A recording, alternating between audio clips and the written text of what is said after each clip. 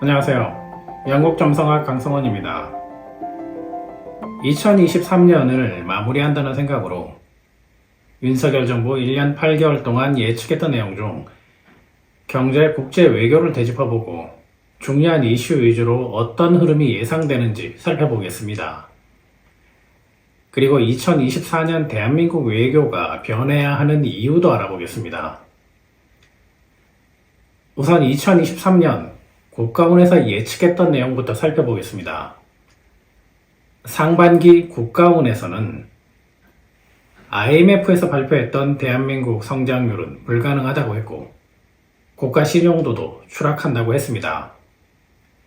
하반기 국가원에서는 대규모 자금이 PF 손실 지원으로 사용되겠지만 밑빠진 독에 물붓기라고 했습니다.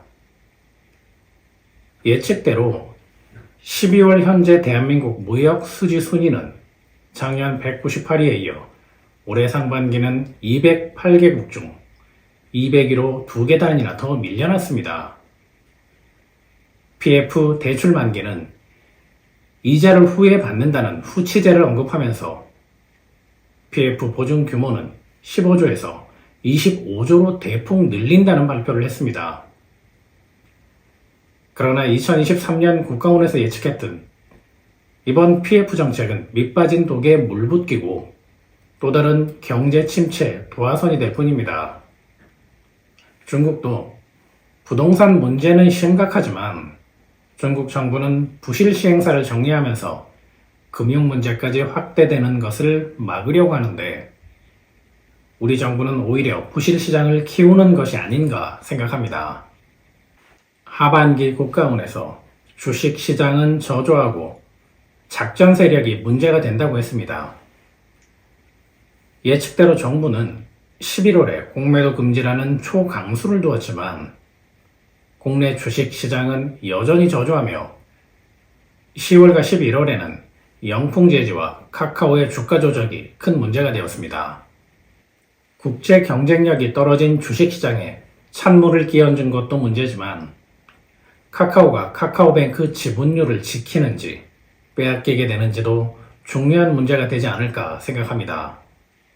카카오에 장기 투자하는 분들을 위해 한 가지 방법을 알려드리면 2024년부터 2026년 3년 동안의 카카오 상황을 주시하는 것이 좋습니다. 이 시기는 2027년 이후의 카카오를 예측할 수 있는 카카오 기업의 그림자 시기라고 할 수 있습니다.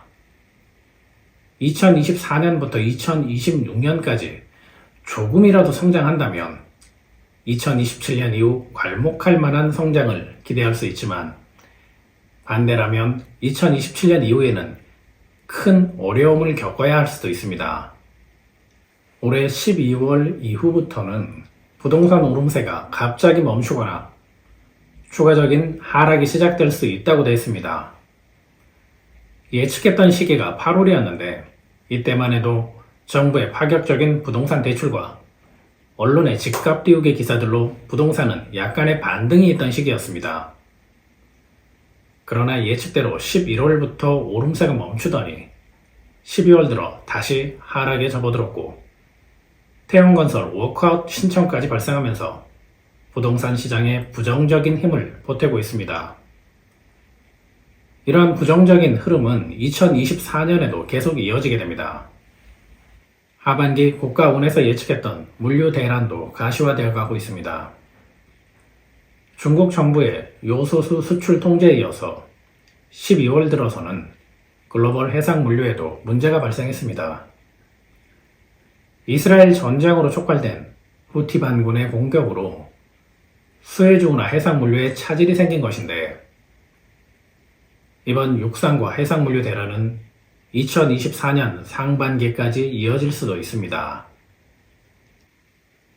국가운에서 예측했던 내용 중 토성과 기회나별을 언급했던 것도 알아보겠습니다.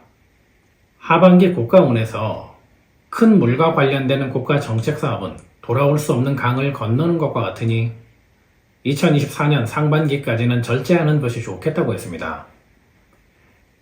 토성과 기해나 별의 만남이 국가운에 영향을 주게 되면 큰 물과 관련된 국책 사업이나 활동이 국가운에 부정적인 변화를 주게 됩니다. 그래서 외교적으로 위험한 상황에 노출되거나 경제적 고통을 겪게 만듭니다. 국가도 문제지만 기업이나 개인도 예외는 아니라고 했습니다.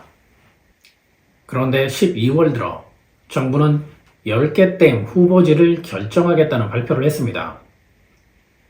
점성학에서는 사건의 시작점을 중요하게 생각합니다. 2023년에 절대 시작해서는 안 되는 것이 큰 물과 관련되는 국책 사업인데 이미 발표했으니 2023년에 시작된 것과 다름없습니다.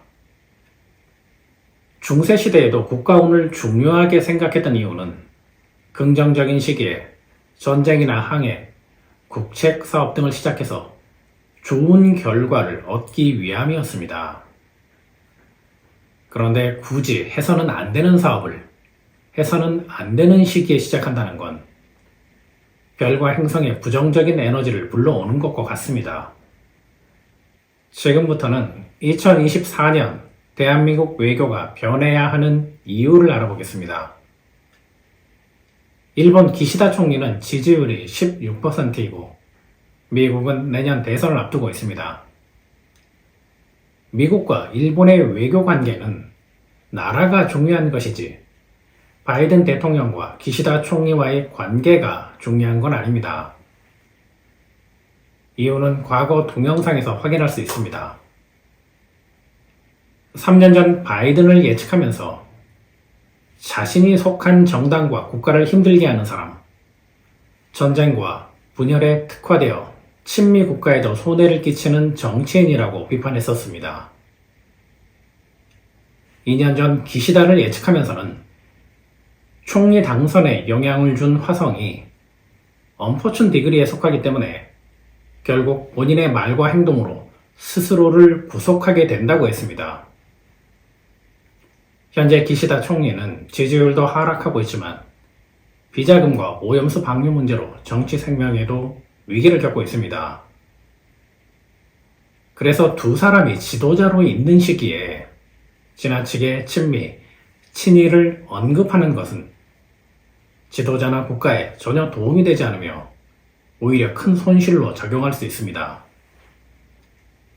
상황이 이러한데 굳이 중국, 러시아와 단절하면서까지 외교를 고립시키는 정책이 옳은 것인지, 독도를 영토 분쟁 지역이라고 스스로 인정하는 국방부의 시도는 옳은 것인지 고민해야 합니다.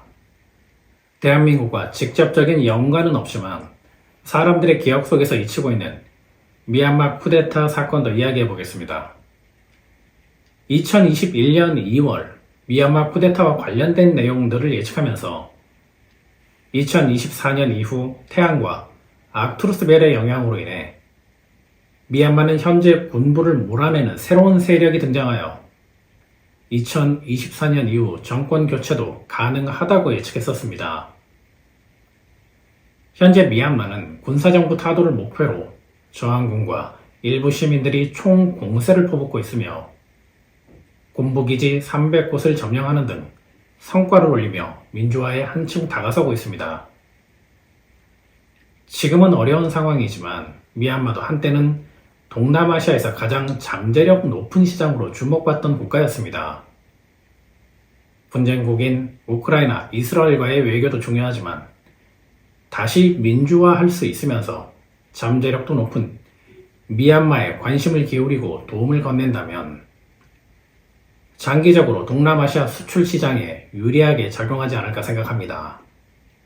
신냉전 시대의 변화라는 동영상을 통해서 중국과 러시아, 미국, 유럽을 예측한 적이 있었습니다.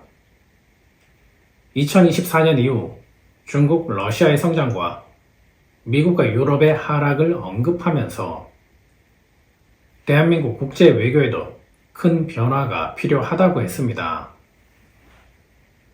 중국의 수출 통제는 요소수를 시작으로 히토류나 식량까지 확대될 수 있고 러시아의 대한민국을 향한 경제 제재는 브릭스 일부 국가들의 동참으로 확대될 수도 있습니다.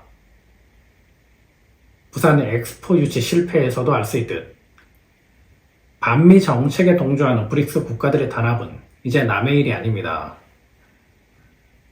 그래서 요소수는 경제 문제가 아니라 국제 외교 문제로 받아들여야 하고 외교 정책에도 변화를 주어야만 대한민국은 생존할 수 있습니다. 희망과 절망을 오가며 웃기도 하고 분노하기도 했던 2023년이 마무리되고 있습니다. 지금 정부 정책들을 보면 내일 행복하기 위해서 국민들에게 오늘의 고통을 강요한다는 느낌을 지울 수가 없습니다. 오늘이 행복하지 않은데 내일은 행복할 수 있을까요? 2024년은 오늘이 행복한 대한민국이 되기를 기대하면서 동영상 마무리하겠습니다. 2023년 한 해 수고 많으셨습니다. 감사합니다. 영국점성학이었습니다.